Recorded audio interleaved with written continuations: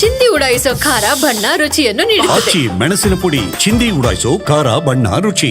ಕಾಲ್ತುಳಿತ ಪ್ರಕರಣದ ಸಾವಿಗೆ ಸರ್ಕಾರನೇ ಕಾರಣ. ಮಾಜಿ ಗೃಹ ಸಚಿವ ಆರಗ ಜ್ಞಾನೇಂದ್ರ ಆರೋಪವನ್ನ ಮಾಡಿರೋದು A1 CM, A2 DCM, A3 ಗೃಹ ಸಚಿವರನ್ನ ಮಾಡಬೇಕು.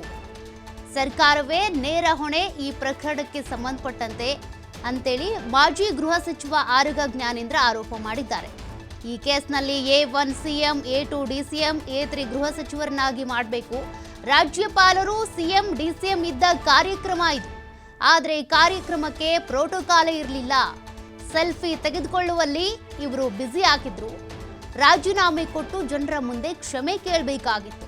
ಸರ್ಕಾರದ ವಿರುದ್ಧ ಮಾಜಿ ಗೃಹ ಸಚಿವ ಆರಗ ಜ್ಞಾನೇಂದ್ರ ವಾಗ್ದಾಳಿ ನಡೆಸಿದ್ದಾರೆ.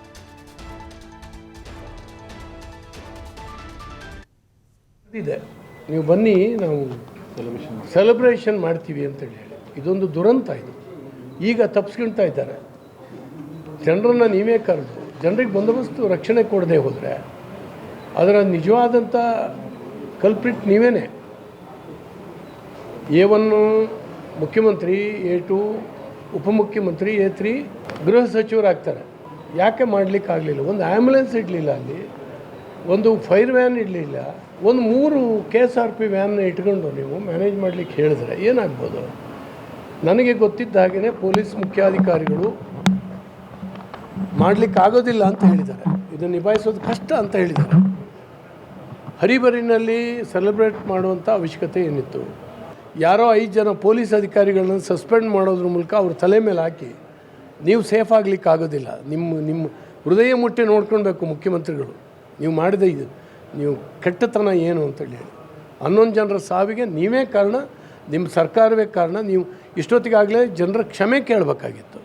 ಏನೂ ಮಾಡಲಿಲ್ಲ. ನೀವೇನೇನೋ ಮಾಡ್ತೀರಿ.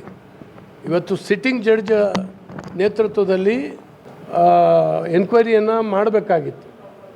ಅದು ಬಿಟ್ಕೊಂಡು ನೀವೇನೇನೋ ಮಾಡಿ ಯಾರ್ದೋ ಮೇಲೆ ಹಾಕಿ ಜನರ ಕಣ್ಣರಿಸೋಂಥ ತಂತ್ರ ಮಾಡ್ತೀರಿ. ನಾವು BJP ಅವ್ರು ಮಾತಾಡಿದ್ರೆ ಪಾಲಿಟಿಕ್ಸ್ ಮಾಡ್ತೀರಿ ಅಂತ ಹೇಳ್ತೀರಿ. ನಾವು ವಿರೋಧ ಪಕ್ಷವಾಗಿ ಇವತ್ತು ಕೇಳೋದೇ ಪಾಲಿಟಿಕ್ಸ್. ಅದು ನಿಮ್ಮನ್ನು ಯಾರೂ ಕೇಳಬಾರ್ದು, ನೀವು ಮಾಡಬಾರ್ದು ಮಾಡ್ತಾಯಿದ್ದೀರಿ.